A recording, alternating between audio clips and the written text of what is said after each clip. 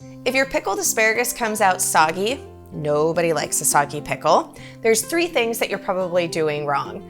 I have been canning pickled asparagus for over 20 years, and I'm gonna show you the steps to make sure that it turns out nice and crisp every single time. The best part is, this is a water bath canning recipe, so you don't need to have any special equipment, and you will have quarts of shelf-stable, delicious pickled asparagus all year long. So asparagus is one of my favorite vegetables, but it is very fleeting. It's only available in its prime for a couple of months out of the year, and that's if you're not having a super hot spring.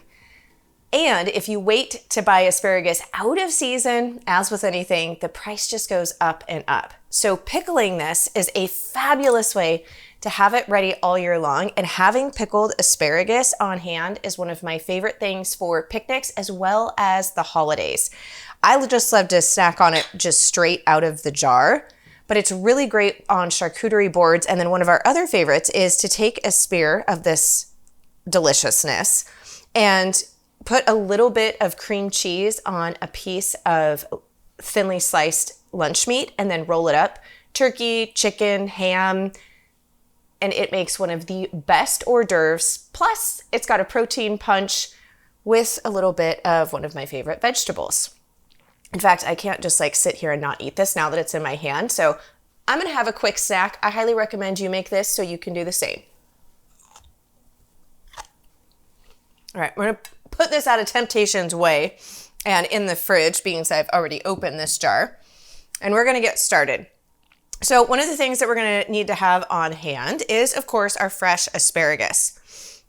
So with your asparagus, one of the things that we wanna make sure that we're doing, this is one of the tips to make sure that your pickled asparagus stays nice and crunchy, is the asparagus has to be fresh to begin with.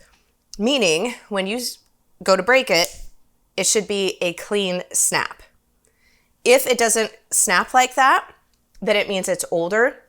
And you can't take something that's past its prime and can it and expect it to be the same quality as if it's nice and fresh and crisp. One of the ways to help do that is about 10 to 15 minutes before you're going to be making this recipe is take your asparagus and put it stock side down in some ice water, and that's going to help it infuse, especially if it's been more than a day or so since it's been picked. And this will help kind of crisp them, rehydrate them back up before you can them. Now, if it's really past its prime, this trick may not work quite as well, but it's going to give you a little bit of an edge. So we've got our asparagus sitting here, and then we've got the rest of our ingredients.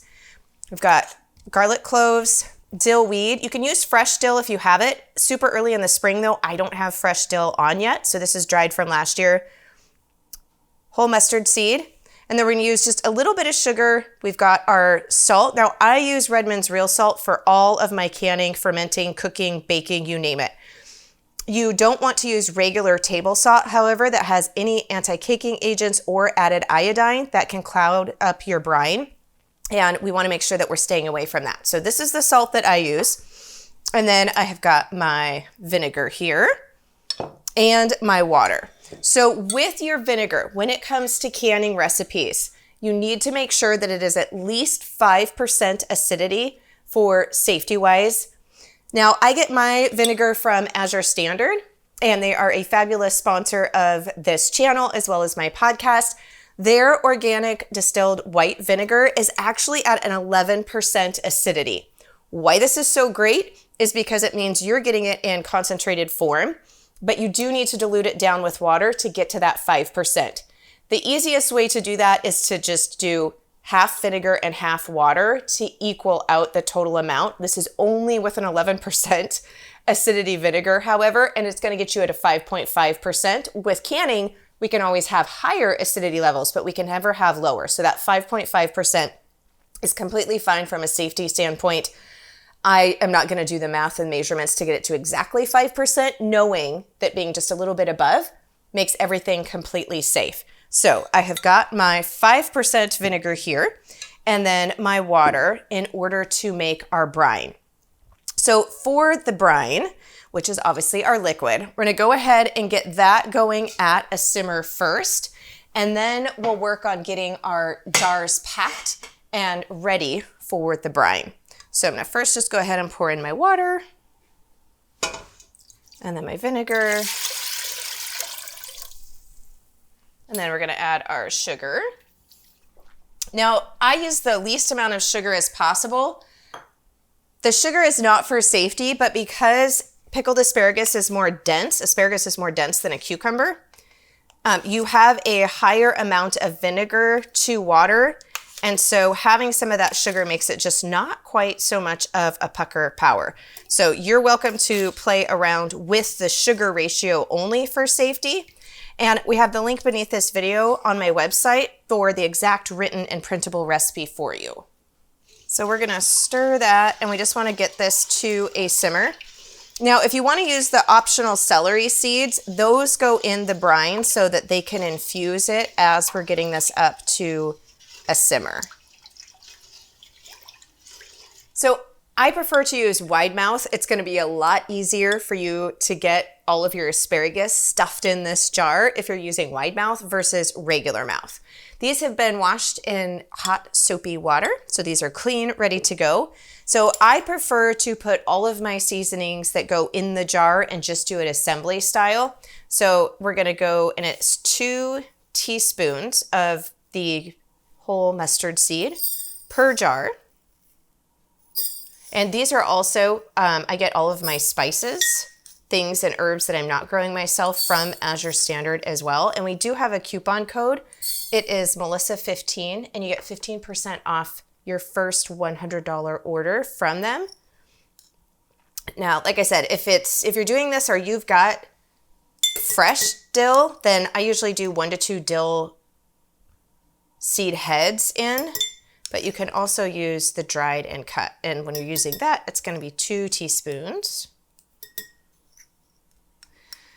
Now, if you like a little bit of heat in your pickle, feel free to add some red crushed pepper. I do not. And true story, if you come to my house and you go to get pickled asparagus off the shelf, if you see a C on the lid, that means it's for Clay, my husband, and there is going to be a little bit of heat in that jar, and there's going to be the red crushed pepper flakes. If you see an M on there, it could also be for mild, but it's actually for Melissa, and it means there is no heat. There's no peppers allowed in my jars.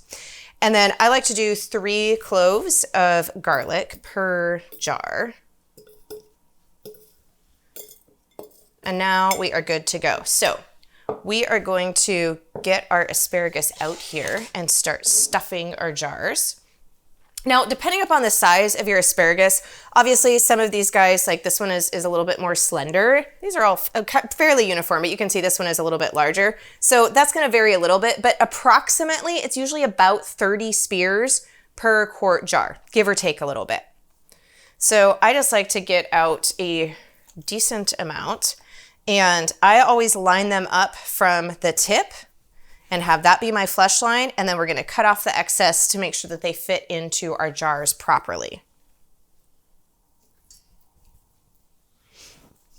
So we wanna make sure that we are leaving enough head space in here for proper canning safety, which for this recipe, it's a 1/2 inch head space. So I like to take my empty canning jar so I don't spill anything, and I'm gonna come, and the 1/2 inch head space is right about here. It's up pretty high on the jar. So I'm just gonna take this rim is kind of my plumb line here at the tip. So this one right here, that top one, and line that up. And then I'm gonna come down here to the bottom, and we're gonna cut all of this off. So we're gonna come about right there. And we're gonna cut those.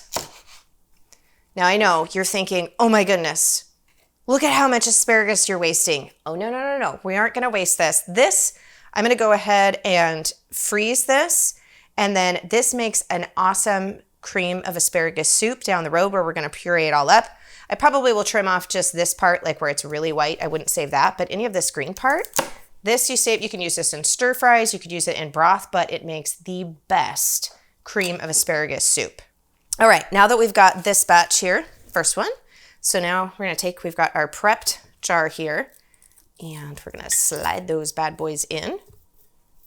And you can see here, this was about 20, but I can fit more in, and we want to pack that baby. So we're going to go ahead and add some more spears here. And then this is kind of where I'm going to check and see some of the spears are sticking up a little bit. And again, we want to have that 1/2 inch headspace. So I'm going to measure that, even though I don't have my brine in here yet. This is my 1/2 inch mark. And some of these are a little bit above it. So I'm going to go ahead and take these out, and I'm going to trim them just a little bit shorter. Headspace is important because the jar needs to be able to exhaust during the canning process. And that just means that the oxygen is coming out. And if you have improper headspace, it can also mess with the ability for it to seal correctly. So headspace is not a suggestion. We want to make sure we're following it. So I know that I need to trim just a little bit more off these guys.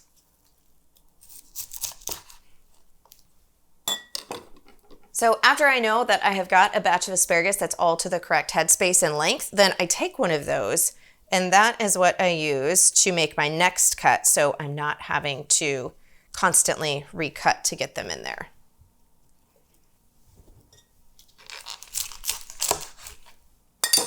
Like I said, in order to pack our maximum asparagus in here, which for this canning recipe, it's fine to pack tight. Some canning recipes will specify either pack tight or pack loose, but this we can definitely pack tight with asparagus. We're not worried about any type of density issue with this specific recipe. All right, so this jar is packed, and we've got our brine almost to a simmer. So we'll get the rest of these packed. All right, so here I'm using a steam canner. I love my steam canner in place of a water bath canner. So any water bath recipe for our acidic canning can be done in a steam canner. So regardless, we want to make sure that you've got your water in there and that it is heated up for a hot pack.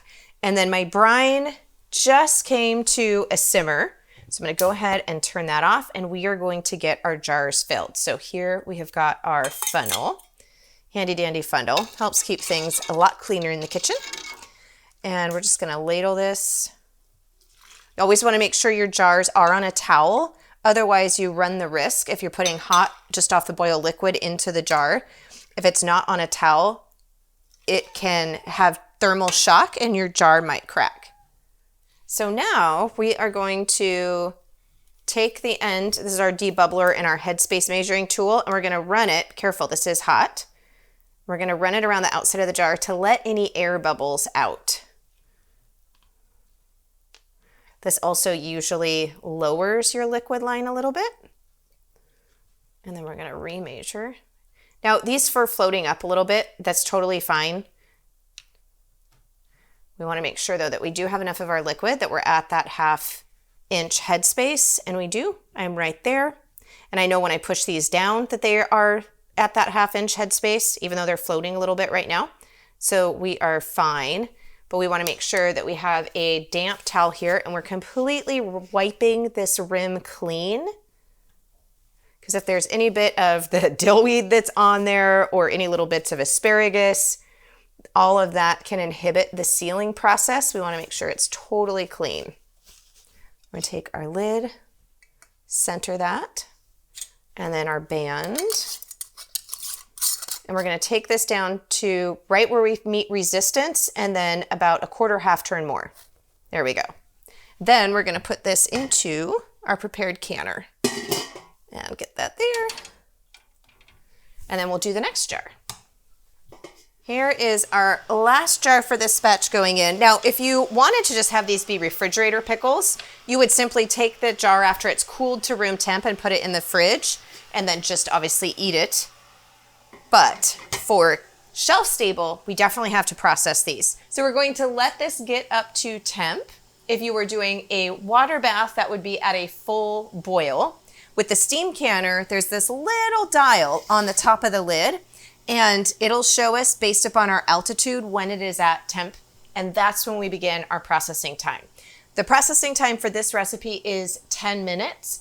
If you are 1,001 feet above sea level, then you will be adding extra processing time to make sure that it reaches the correct internal temperature. We'll have all of that in the printable recipe over on my website, melissaknorris.com. Again, that link is in the video description below. Or if you have a copy of my preserving book, Everything Worth Preserving, this recipe is on page 171. So 3 mistakes that can ruin pickled asparagus. One is not starting with fresh asparagus. We want to make sure that we've got that snap factor happening. The second is not doing that cold ice water bath to get them nice and plump again. And the third mistake is over processing. So we want to make sure that we are going to the 10 minutes for safety wise, but you don't want to extend that processing time beyond the 10 minutes unless your altitude dictates the need for that. So some troubleshooting. If you have cloudy brine with your pickled asparagus, one, with any home canned goods, if it turns cloudy, that is a sign that there could be dangerous organisms inside, and it is not recommended for you to consume. However, if you use regular table salt that has iodine in it, that also can cause cloudy brine, but because it could also be a sign of contamination, we want to throw that out. So don't use table salt, and make sure that you're following a approved method of correct acidity and processing time like this one, and you'll be good to go. One of the other things that can happen with canned asparagus, and this is specific to asparagus, is you will see little crystals that will form on the asparagus after it has been pickled.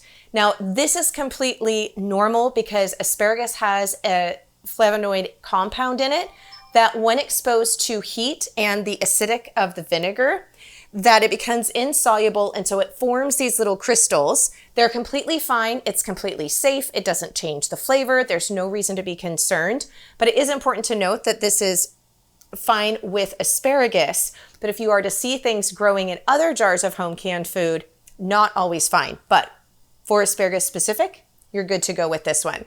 Now, what happens if you have a seal and it doesn't seal? You have a canning lid and it doesn't seal. Well, it needs to go in the fridge. So if you notice that that seal didn't seal within 24 hours of you canning it, it's safe to put it in the fridge, and then you would consume that usually within a few weeks. Though pickled vegetables in the fridge will last for quite a while. You'll know if they go bad, they'll start to mold. However, if this is something that sealed initially, you put it on the shelf, and then you go in a couple months down the road to pull it off the shelf, and you notice that it's no longer sealed, then it's not safe to eat. So within 24 hours, we can put it in the fridge and we are good to go. If it's been after that, something happened, went wrong, we're gonna be on the safe side and we're gonna get rid of it. We're not going to eat it. If you have mushy asparagus, it's probably because you didn't follow those 3 mistakes that I shared earlier. Now, what about the floating asparagus? As you saw, as we were processing that, we had some that was floating. So general rule of thumb is it wasn't packed quite tight enough. However, I have ran into where I'm trying to pack it really tight and I just end up breaking off spears. So try to pack it tight. That does help to eliminate some of the floating spears, but it's really an aesthetic point. There's no safety issues whatsoever as long as you followed the appropriate headspace and the brine ratio and the processing time. So we've just finished our processing time. Get that. And so you'll still see bubbles moving with our heat here. So we definitely want to make sure that you are using a jar lifter or an oven mitt. Be careful. And we're going to move these over to a towel folded in thirds so we don't have thermal shock. And then we are going to let these sit for 8 hours undisturbed and allow them to seal.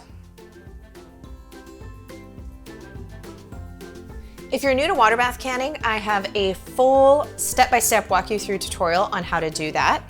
And I'm actually gonna go finish off probably about half of this jar in one sitting because they are so good.